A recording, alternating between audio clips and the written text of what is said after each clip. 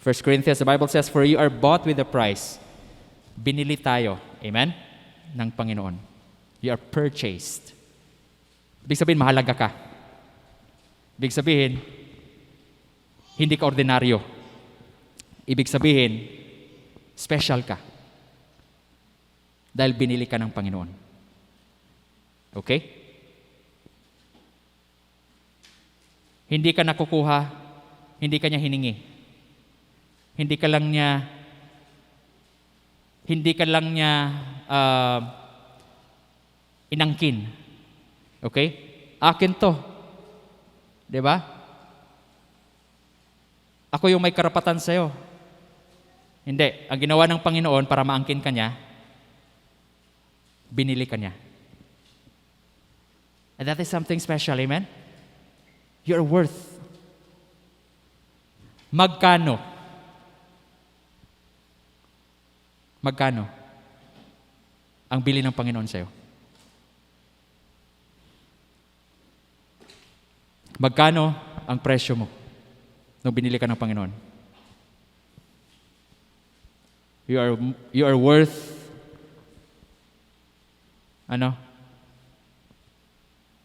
more than His blood and His life na binigay niya para sa atin. It's more than money. It's more than the worth of anything that can ever be used para ma-purchase tayo sa kanyang dugo at sa kanyang buhay. Kaya huwag mong sabihin worthless ka. Say amen. Huwag mong sabihin na wala kang halaga. Merong bumili sa'yo. You're purchased by the Lord Jesus Christ. Binigyan niya yung buhay niya para sa atin. So, therefore, glorify God in your body.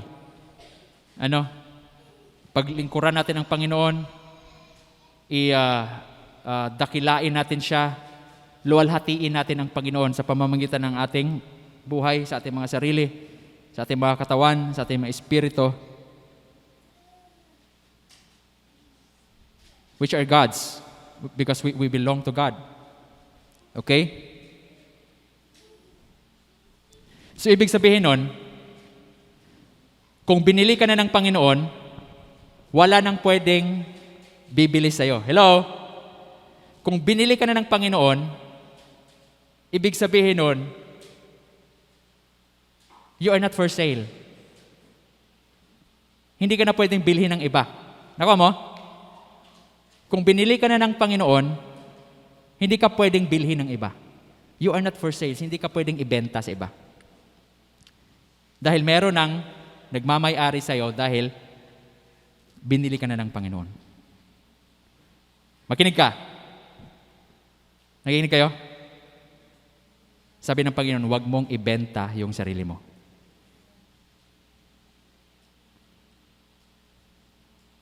Sinong iboboto mo ngayong eleksyon? Depende, pastor, kung saan yung malaking nagbibigay ng malaki.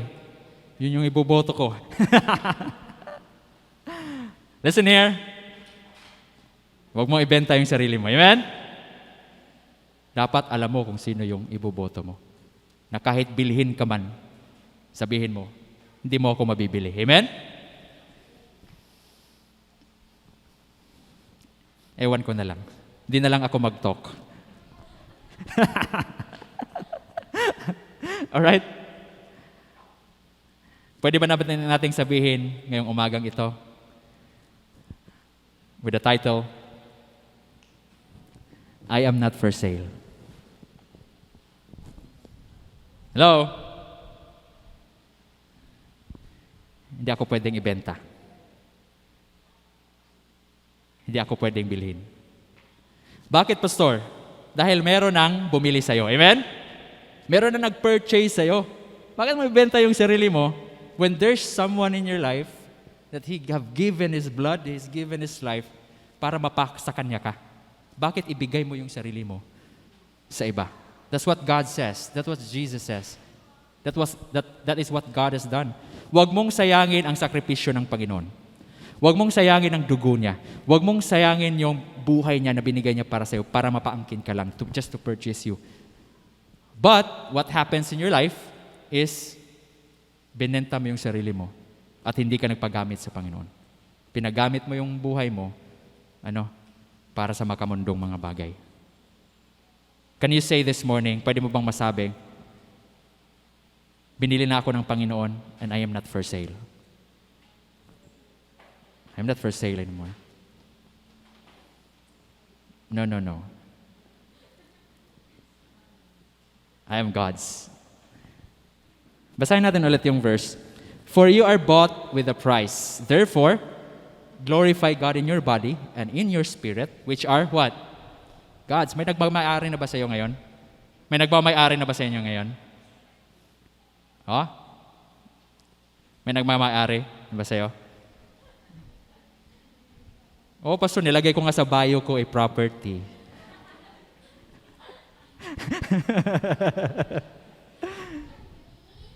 Pwede mo bang sabihin ngayong umagang ito, I'm property of Christ. Amen? Pagmamayari. Alam mo, may nagmamayari sa atin. We consider that person na siya lang, sa kanya lang ako, sa akin ka lang, walang nagmamayari sa'yo. May nagmamayari na ba sa'yo, Chad? Nilagyan mo property. Property of Chad. Sa akin ka lang, wala nang ibang, hindi ka pwede makipag-usap sa iba. No? But before anyone else in your life, bago ka naangkin ng iba, makinig ka, bago ka nakuha ng iba, meron nang bumili sa'yo. Meron nang nagmamayari sa'yo. And that's the Lord Jesus Christ. Amen? He purchased you with His own blood. Sa kanya, sarili niyang dugo at sarili niyang buhay. Few weeks ago, pumunta ako sa isang bake shop, cake. Bumili ako ng cake. And then, may nagustuhan akong design na cake. Uy, maganda ito Magkano ito? Yan sir, ganun yan, mga 800. Sige, bilhin ko. Ganda ng design na, masarap to. Sige sir, balot nila, ganyan. Pagkatapos, pumasok yung supervisor yata nila, or manager ba yun, sabi niya, ay sorry sir, ito pala ay naka-reserve. Gusto ko pa naman yun kasi pangit yung ibang mga cake Sabi ko, hindi pwede kasi dinisplay nyo Kung hindi pwedeng, kung naka-reserve na yan, bakit nyo dinisplay? Di ba may rights ako nun? Customer ako Customer is always right. Okay? Sabi niya, first sale Naka-display nag-usap pa nga tayo. Ang ilalagay mo sir, lalagyan natin ng flower, lalagyan natin ng candle, lalagyan natin ng fountain, mga ganon. Nag-agree kayo, magbabayad na ako. Tapos, yung kausap pala ng manager, may kausap pala ng manager na ipapa-reserve, kaya lang hindi niya tinanggal doon sa display. Di ba? Inisip ko naman, well, if that's been reserved and it's been paid for by other person, I have to respect it. Amen? Kahit hindi ko man siya maangkin ang cake na yun. Kahit hindi ko man matikman kung gaano siya kasarap. Kahit hindi ko man siya maiuwi. Pero dahil meron na nagmay-maari sa kanya, I have to let him go. Okay? Kasi hindi ko pa siya nabayaran. Amen? Hindi ko pa nabayaran Kasi kung tinanggap nila yung bayad, nandun na sa counter, hindi, nabayaran ko na sa akin na yan, di ba? Pero dahil hindi ko pa siya nabayaran, at meron na nag-reserve para sa item na yon, I have to let it go. I have to respect it. Are you listening? Pero kung nabayaran ko na yon, I have to fight for my rights. Ipaglalaban ko kasi naangkin ko na. That's what God is doing in our life. Amen? May karapatan si Kristo sa buhay natin. Dahil nagbayad na siya. Masasabi mo ba ngayong umagang ito, nagbayad na si Kristo para sa akin? Naniniwala ka na nagbayad na si Kristo? Would you raise your hand? Na nagbayad na ang Panginoon sa akin. Tapos na ba? Nagbayad na ba siya? Nag-down payment? Nagbayad ng kalahati? Installation? Hindi. Fully paid tayo. Amen? Fully paid. Kaya nga, nung nagpakamatay si Kristo, bakit crucifixion ang kinamatay niya? Bakit crucifixion? Bakit hindi baril? I mean, Bakit hindi saksak? Ha? Bakit hindi siya nilunod? Maraming pamamaraan na patayin ang or yung crime or something you have to be punished by way of death. Maraming pamamaraan, babatuhin ka, stone to death. Bakit crucifixion? What do you think? What do you think? I believe para ma-drain yung buong dugo niya. Kasi yun yung pambayad sa atin. Hello? Naubos yung lahat para sa'yo. Ibig sabihin, fully paid ka. Binili ka ni Kristo, binili ka ng Panginoon, fully paid. Walang kulang. Hindi half price. Wala nang natira sa dugo niya.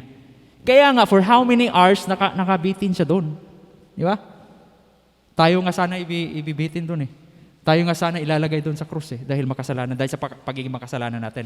Pero ginawa niya yun para sa atin. Pambayad niya. Para maangkin ka lang. Amen? Kaya ngayong umagang ito, you have to think. Hindi ka pwedeng ibenta sa iba. Hindi ka pwedeng bilhin ng iba. Why? Because Christ already paid for you in full price. I am not for sale. Amen? Number 1. Haba ng introduction. Number 1, my character is not for sale. Okay? Ang pagkatao ko ay hindi pwedeng ibenta. Psalm chapter 139, verse 14. May verse ba tayo, Brother Chad? I will praise thee, for I am fearfully and wonderfully made. Marvelous are thy works, and that my soul knoweth right well. Ginawa ka ng Panginoon. Napakaganda ng pagkakagawa ng Panginoon para sa atin. Hello? Naniniwala ka ba na ginawa ka ng Panginoon na napaka-wonderful, napakaganda? Hindi, pastor, may kulang eh. Pastor, parang tabingi yung pisngi ko. Pastor. Tapos yung ilong ko, parang kulang siya sa yung... Ha? Hindi, perfect ka na ginawa ng Panginoon. Amen? Sabi ng Bible, you are fearfully... Ano may fearfully? Ginawa kang nakakatakot. Hindi. Fearfully. Iba kasi itong King James Version eh. You are being really... It's not what you think. Okay?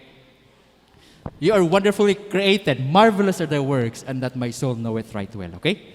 Hindi nagkakamali ang pag-create ng Panginoon sa'yo. Ano? Paggawa ng Panginoon sa'yo, parang ginawa ka ng maayos. Ginawa ka na carefully yung pagkaka-create ng Panginoon. Hindi lang basta-basta. Alam mo ba, napaka-special natin nung creation. Ano?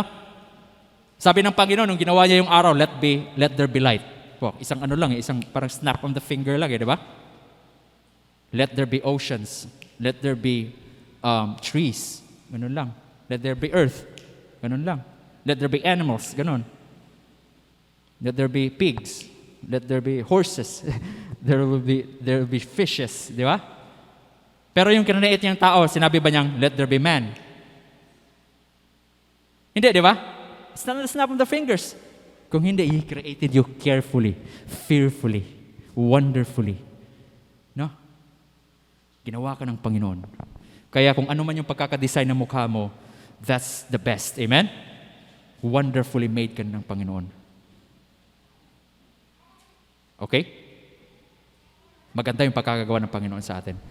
And, kaya, huwag kang maniwala na hindi tayo special. Are you listening? Huwag tayong maniwala na hindi tayo ginawa ng Panginoon in a special way. Alright? Because you cannot be ang ibig sabihin nun, wala kang kaparehas. Ito lang yung wonderful ng Panginoon, ng creation niya. Walang kagaya mo.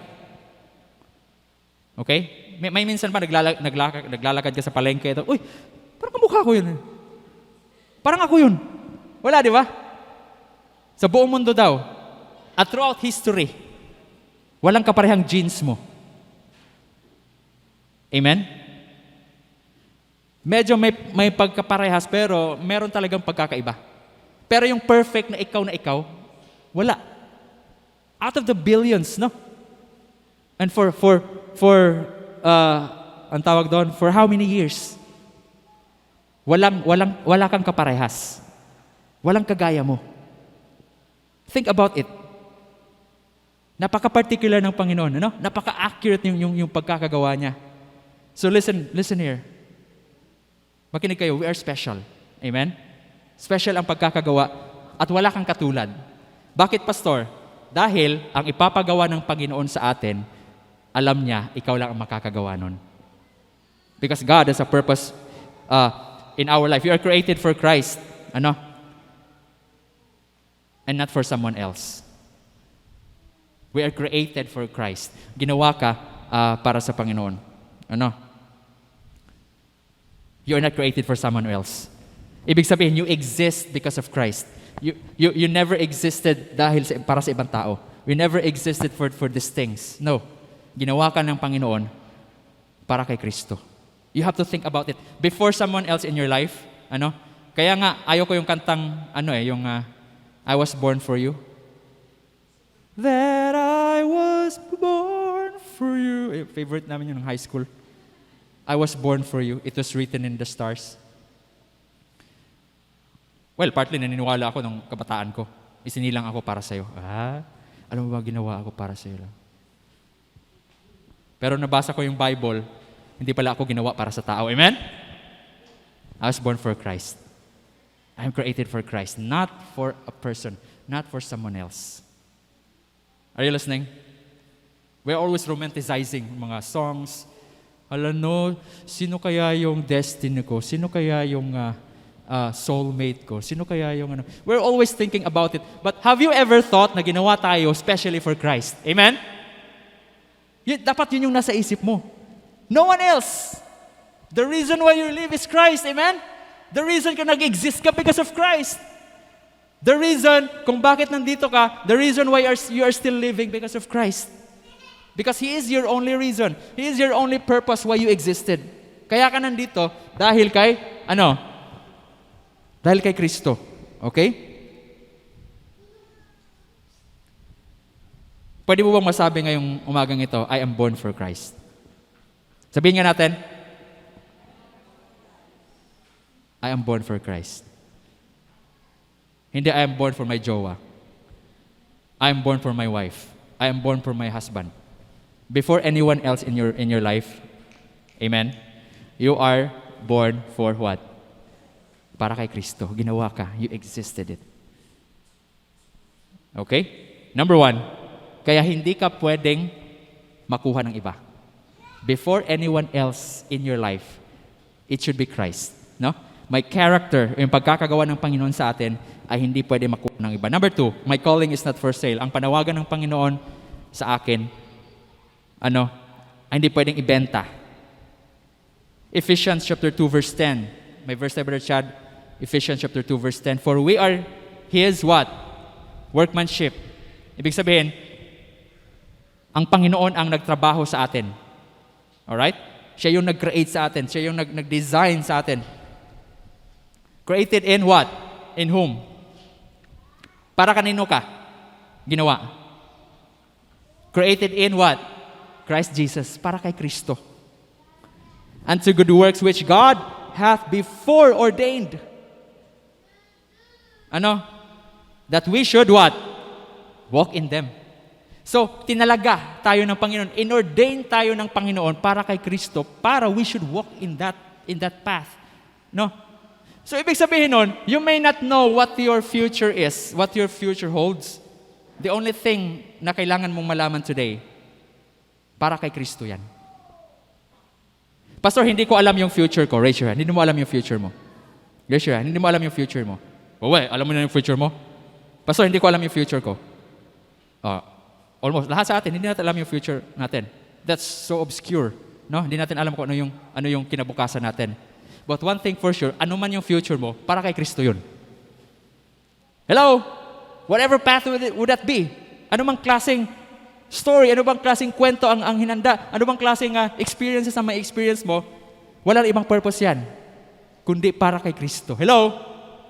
Iba-iba po yung pinagdadaanan natin, iba-iba yung ma-experience natin, iba-iba po yung buhay natin. Alam ko yun. Alam natin bawat isa yon. But one thing for sure, kahit magkakaiba yung pinagdadaanan natin, one thing for sure, para yan kay Kristo. Hello? Wala nang iba. Why? Because the Bible says, for we are His workmanship created in Christ Jesus into good works, which God hath before, but dati pa, matagalang panahon, inordain ka na, that we, what? Gusto ko yung word na dito should. Ang Tagalog na should. Dapat. Dapat. Yun yung tatahakin mo. Dapat yun yung pipiliin mo. If you're wondering kung ano yung magiging future mo, you are not sure kung ano yung saan ka tutungo, anong gagawin mo, at ano yung plano sa buhay, makinig ka. Meron nang naka-ordain na path para sa'yo. That you should, na kailangan, tatahakin mo yun. Ibig sabihin nun, hindi mo man alam yung future mo, pero alam mo, para kay Kristo yun. Wala kang clue kung anong mangyayari sa'yo sa kinabukasan mo, pero hindi ka natatakot. Why? Dahil alam mo, pinili mo ang daan kay Kristo. Na dapat that we should what? Walk in them. Ang maganda kasi sa Panginoon, binigyan tayo ng option. Amen? Hindi tayo pinilit. Pero kailangan gawin. Amen? Dinesign ka para gawin mo yon. Kailangan mong maniwala, bago ka pa isinilang, meron na nakahandang path para sa'yo. Naniniwala ka ba doon? Bago ka pa isinilang. Kaya huwag mong sabihin na, hindi ko na alam kung ano kinabukasan ko. Hindi ko na alam kung ano mangyayari sa akin bukas. No. Kasi bago ka pa isinilang, meron ng path na ginawa ang Panginoon. Ayoko na. Discouraged na ako. I will quit. Nasira na yung buhay ko. I'm so discouraged. Listen here. Bago ka pa na-discourage, bago ka pa isinilang, meron na ng path na kahanda sa'yo. Kailangan mo sundin yun. Amen? Oh. Kaya ka siguro disappointed kasi wala ka sa path na yun. You should discover that path dahil inordain yan para sa'yo. Kaya tayo, nadidisappoint tayo sa buhay. Amen? Kaya tayo nadidiscourage sa buhay because we are on a different track which are not leading to the path that God has created us. Gaano ka kasigurado na nandun ka sa path na yun? Gaano ka kasigurado sa buhay mo ngayon na nandun ka sa path na hinahanda ng Panginoon, dinesign ng Panginoon? If there seems something in your life na hindi mo maintindihan, think about this. Baka nasa wrong path ka. Dumaan kami sa SC Text nung, kailan ba yun? Friday. Galing kami ng Concepcion. Gusto ko dumaan sa SC Text papuntang Clark. And then, gusto ko puntahan yung Goshen eh. yung may mga, pang Rome, pang Roma. And then, traffic doon sa National Road. Daan tayo SC Text. Nag-exit ako sa New Clark City. Tapos may nakalagay doon, this road is being maintained. So, hindi ako nakapasok sa toll gate. Of course, hindi ako nagbayad. Hindi ko nabigay yung ticket. Anong gagawin ko? Sir, balikan na lang doon. Ikot ka and balik ka doon sa pinanggalingan mo. Okay, umikot ako. Pagpasok namin doon, pa-exit ng Concepcion, binigay ko yung ticket. Sabi, sir, saan ka galing? Dito rin. Ay, illegal to, sir. Ano ba? Hindi, sabi ng guard doon kasi ginagawa na yung daan at ginagawa yung toll gate. Kaya hindi pwedeng daanan. So sabi niya, umikot ako at bumalik kung saan ako nag-exit. So pumasok ako ulit, pinigay ko yung ticket. Ay, hindi ito pwede, sir.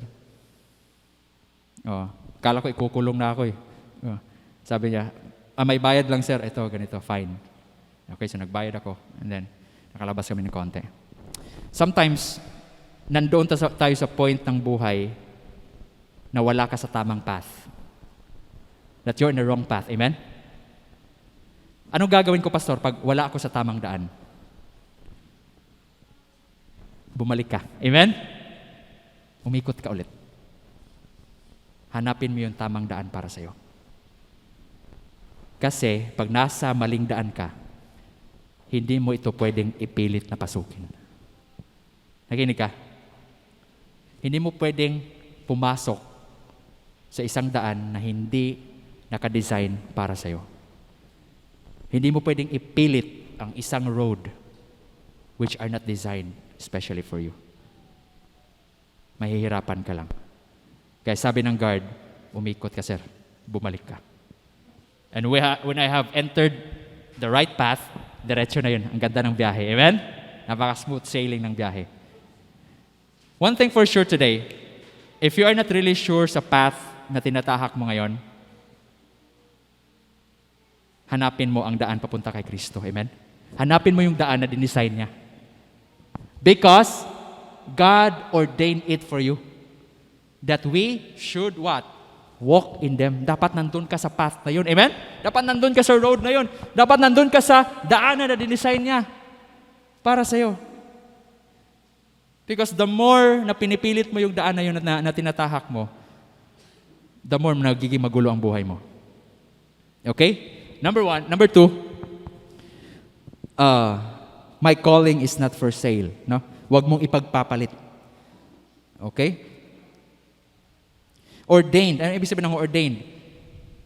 Yung parang, ang ordained kasi, hindi mo pwedeng sirain eh. Ang nakatalaga para sa'yo. Nakadesign para sa'yo. Parang, nandun kasi yung, pag sinasabi kasing ordained, nandun yung blessing ng Panginoon eh. Nakuha mo? If you know that what you are doing today is the will of God, nandun yung pagpapala eh. Napaka-smooth niyan eh. Napakaganda ng takbo eh. Okay? Because it is being ordained.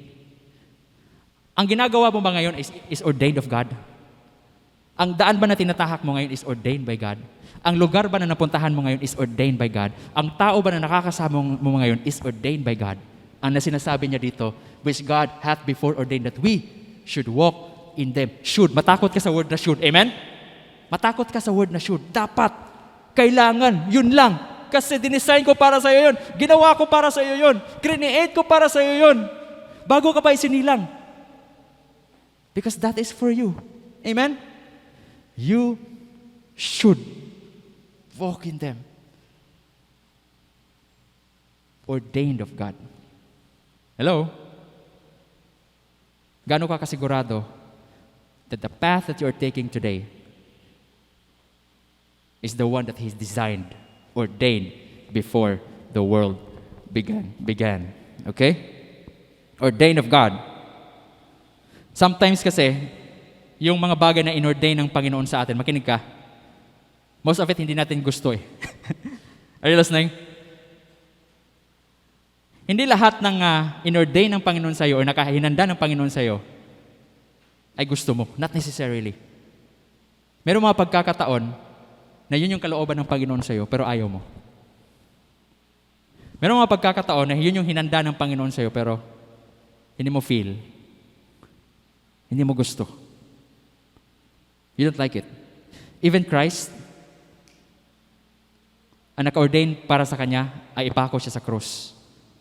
Nung gabing yun, alam mo ba, muntik na siya magreklamo. Sabi niya, nung nanalangin siya in the Garden of Gethsemane, anong mga binanggit niya? Sabi niya, Lord, let this cup pass from me. Pwede ba, Panginoon, na ipagpaliban ito? Di ba? So nagdadalawang isip si Kristo, Pastor. In the flesh, yes. Tao lang din siya. Amen? Diyos na naging tao. Sakit kaya nun? Ayaw ko man, Panginoon. Pero nakaka-bless, sabi niya. Masakit man ito.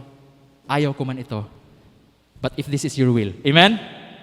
Kung ito yung gusto niya, kung ito yung gusto mo, gagawin ko. Pwede mo bang masabi ngayong umagang ito, kahit hindi mo gusto? Kung ito ang kalooban mo, I'll say yes. Pwede ba mo masabi ngayong umagang ito, Lord, hirap man, masakit. Lord, kahit ayoko. But if this is your will, gagawin ko. Yan yung ginawa ni Kristo. Kaya sabi ko, Hindi lahat yung inordain ng Panginoon sa atin ay gusto mo. Hindi lahat ang inarrange ng Panginoon, dinesign ng Panginoon sa iyo ay feel mo, ay gusto mo yun. Magugustuhan mo yun. Not necessarily. Bakit, pastor? Napakapangit pala ng buhay, pastor, ano? Paano tayo magiging happy? Why? Because this life is not designed for your own plan. Because hindi mo kailangang mabuhay sa sarili mong kagustuhan. Amen? We're not designed to follow our own path. We're not designed to follow our own will. Are you listening? Ang design po ng buhay, dinesign tayo ng Panginoon para sa Kanya. Hello? Yung path na ginawa niya, yun yung hanapin mo. Kasi yun yung design para sa iyo, ordained of God that we what? That we should walk in them. Di yata ako nag-almusal kayo na kumain pala ako ng tinapay. Okay? Kasi yun yung path na blessed. Amen? Ordained. Nandun yung pagpapala, nandun yung smoothness. You know? But life is not following what we wanted. Ang buhay po ay hindi tungkol sa'yo. Nakikinig ka? Nakikinig kayo? Ang buhay ay hindi tungkol sa'yo. Life is not about you. Life is about Christ. Kaya minsan hindi mo magugustuhan ito. Kasi hindi yan nakadepende kung gusto mo o hindi. Hindi nakadepende kung feel mo ito o hindi. Why? Because life is not about you. Hello? Life is about Christ. Pero kung meron ka namang Kristo, makinig ka. Kung natanggap mo si Kristo sa buhay mo, you will be convenient. You will be comfortable with the path kung saan ka dinala ng Panginoon. Kung ano kagustuhan ng Panginoon. Because you have Christ in you. Amen? Pero pag wala kang Kristo, you will never like it. Hindi mo magugustuhan yung dinisenyo niya kung wala kang Kristo. Pero pag meron kang Kristo, you will feel that you're in the right place. Are you listening? Sino may Kristo dito? Would you raise your hand? Siguraduhin ko lang, meron kang Kristo. You have received Christ in your life. Alam mo, tunay na meron kang Kristo, magugustuhan mo pag nandun ka na sa path na ginawa ni Kristo para sa'yo. Masasabi mo, I'm in the right place. Amen? Hindi ako matatakot. Hindi ako mag-aalinlangan. Hindi ako magdadalawang isip. I'm in the path that Christ has designed for me. I'm confident. I'm comfortable. I'm convenient. I'm persuaded. Wow. Amen? If you are in the right path of Christ, kung alam mo na ang lugar na nasaan ka ngayon, ayun yung dinisign ng Panginoon sa'yo. Kasarap ng feeling na yun. At ang mga taong nakakasama mo ngayon are the ones God ordained for you. The situation and your life, the kind of life na binigay ng Panginoon sa'yo, is really, actually, the path or the situation na ginawa ng Panginoon. Sarap ng feeling na yun. Napakahirap sa buhay, makinig ka, napakahirap sa buhay na hindi ka sigurado. That's the worst feeling. Na namumuhay ka na hindi sigurado. Tama ba na nandito ako? Tama ba na kasama ko itong taong ito? Tama ba na ginagawa ko ang mga bagay na ito? Yun yung pinaka-worst na feeling sa lahat. Hindi mo alam, hindi ka sigurado. Pero ang feeling, nandoon ka sa lugar na inordain ng Panginoon sa'yo, mararamdaman mo na walang pagkakamali. There's nothing wrong in your world. Dahil ginagawa mo ang kalooban ng Panginoon. Amen? Dahil ramdam mo na ang Kristo na meron ka,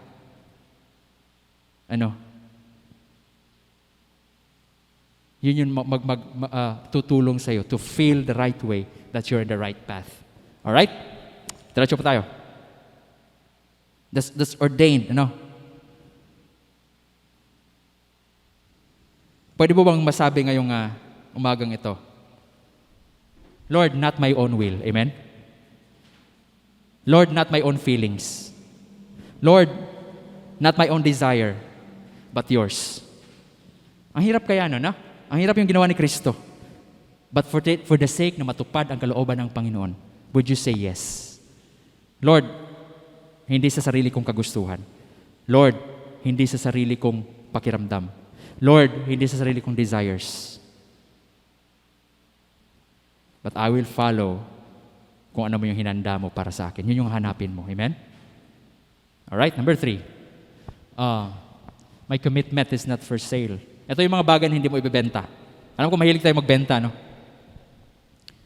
Dami natin binebenta sa natin, sa buhay natin. Number 1, magbenta ka lang ng lahat. Benta mo lahat kung gusto mo. Wag mo lang ibenta yung character mo. Hello? Number 2, wag mo ibenta yung panawagan mo sa Panginoon. Wag mo ipagpapalit yon. Wag mo papalit yung path na hinanda ng Panginoon, si create ng Panginoon sa'yo. And lastly, my commitment. Wag mong ipagpapalit. Wag mong ibenta yung commitment mo sa Panginoon. Hindi tayo magtatagal. Do you have a commitment today? Meron ka bang commitment sa Panginoon? Hindi sa tao, sa Panginoon. May commitment ka sa Panginoon.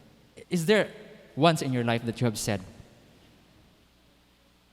Panginoon, habang nabubuhay ako, paglilingkuran kita. Bigat nun. Nabanggit mo na ba yun? Nabanggit mo na yun, di ba? I've said that. Sabi ko nung binata pa ako, Lord, hindi ko man alam yung future ko, but I want to commit na habang nabubuhay ako, paglilingkuran kita. Okay? Habang nabubuhay ako, I will serve you. Kasi hindi mangyayari yon without commitment. Are you listening? I don't know ano yung level ng pagiging Christian mo ngayon. Nasang point ka na sa growth mo spiritually. Hindi ko kayo tatanungin kung ligtas ka na. Hindi ko kayo tatanungin kung tama ba na naglilingkod ka sa Panginoon. Hindi kita tatanungin kung palagi ka bang nag-church. I want to ask you a question this morning. Meron ka bang commitment sa Panginoon? Bago sa tao. For sure, meron tayong commitment sa tao. Nung kinasal kami ni Selly, tinanong ako, ikaw lalaki, tinatanggap mo ba ang babaeng ito?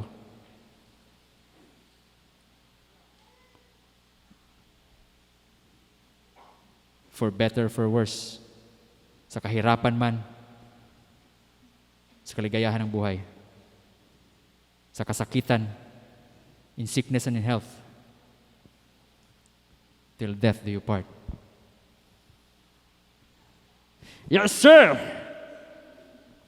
Yeah! Ikaw, babae,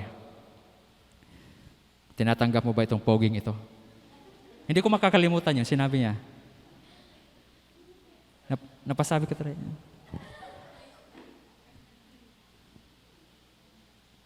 Tinatanggap mo ba ang lalaking ito? Sa hirap at ginhawa? Sa kasakitan, sa COVID, anumang sakit, lagnat, ubo, sipon, kahit pumangit siya, tumaba siya, till death do you part. Yes. Hindi pa tapos yung pastor, nag-yes na si Selly, excited siya, yung parang, eto na yon, this is it, sabi niya. Sinabi ko lang kasi wala siya dito eh. Para, ibang version ito, ibang version. Revised version. Okay? May commitment ako, amen? Sa tao. Real question this morning, may commitment ka ba sa Panginoon? May commitment ka ba sa Panginoon? Panginoon, ma-discourage man ako, magpapatuloy ako. Magkasakit man ako, mag-church pa rin ako. Kahit sipon lang. Kahit sa atin, umising natin. Daming kulangot, hindi na ako mag-church. Pagising mo, ang butul. Ang lamig. Ayoko maligo, di mo na ako mag-church ngayon. Ha? Pagbangon mo, umaambon lang ng konti. Next time na lang, next Sunday na lang. Ha? Sama yung pakiramdam, wala ako sa mood. Ha? I'm not feeling well. Sad boy ako, sad girl ako ngayon. Ha? Wala akong profile picture ngayon. Hindi mo na ako mag-church. Meron ka ba talagang commitment sa Panginoon? Amen? Kasi kung may commitment ka, whatever it takes. Are you listening? In sickness and in health, for better or for worse, I will still follow Christ. Meron akong commitment na ganun. Lord, habang nabubuhay ako, maglilingkod ako sa iyo. I will preach the gospel. I will preach Christ. Amen? Kumusta ka ngayon? Nasaan ka na sa relasyon mo kay Kristo?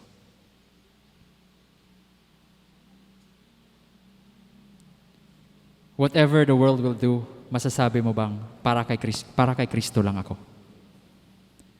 Hindi ako pwedeng ibenta. My character is not for sale. My calling is not for sale. My commitment is not for sale. I am for Christ. Para kay Kristo lang ako. Masasabi mo ba ngayong umagang ito? I am not for sale. I am not for sale. Let's bow down our head and close our eyes. Pumikit tayo manalangin. Panginoon, we thank you for your wonderful words that we have heard this morning. Sometimes, Lord, naguguluhan kami. Sometimes we can't even define what's going on with our life. We are unsure. Hindi kami sigurado, Panginoon. Maraming mapang-akit ang mundo. Maraming mga bagay na humihila sa amin. Sometimes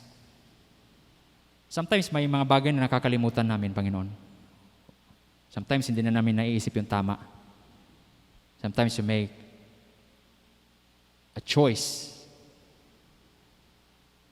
na minsan ay hindi nakakatulong sa pagtupad sa kalooban niyo sa aming buhay.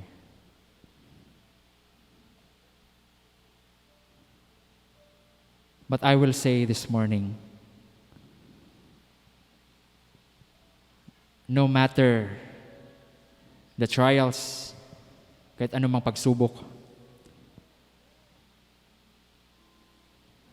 nahihirapan ako, hindi ko maintindihan. No matter how hard the situation is, sometimes it involves my pride. Sometimes, Lord, it's against my will. Sometimes ayoko. Sometimes hindi ko feel. But this morning, naintindihan ko, this is not about me. This is not about what I want. This is not about what I desire. My life is not about me. Because I'm not created for myself.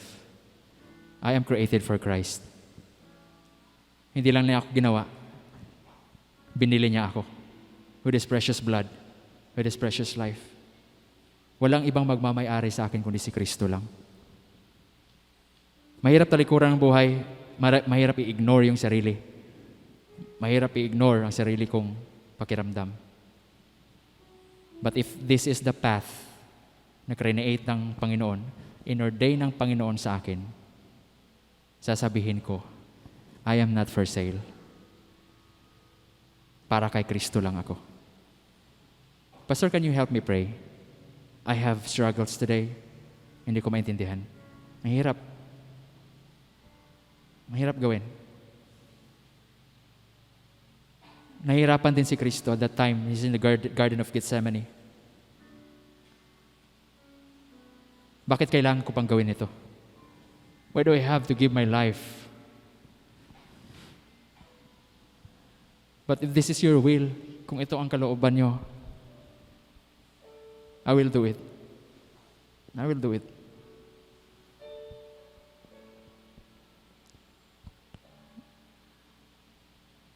This life is not designed for us. This life is designed for Christ. Walang dapat na magmay-ari sa'yo. Unang magmamay-ari sa'yo, kundi si Kristo lang. Pastor, can you help me? Meron ako pinagdaanan. I'm in the middle of the path.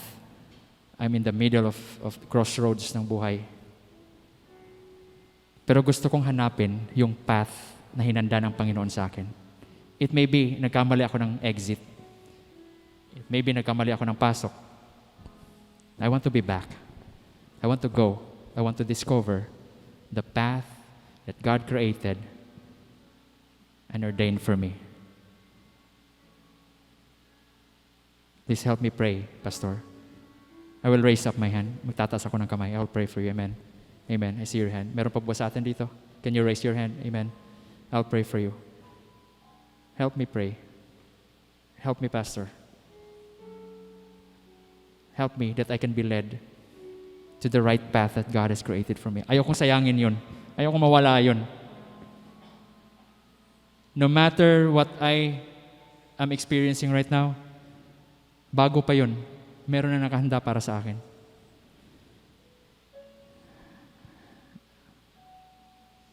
I want to go to that path. At masasabi ko,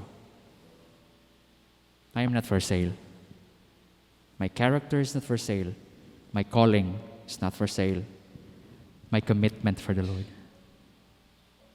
is not for sale. Shall we stand? Tumayo po tayo. I mean, not sure. Hindi ako sigurado kung